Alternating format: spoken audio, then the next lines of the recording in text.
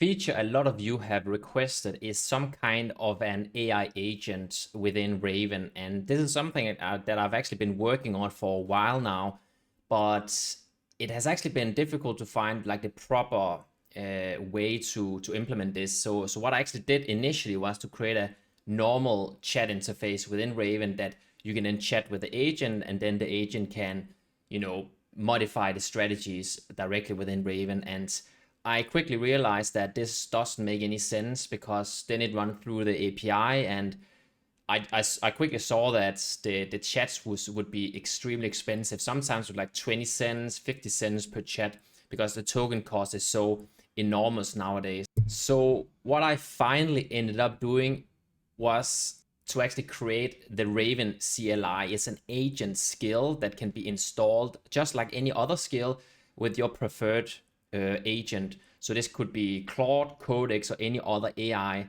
or LLM.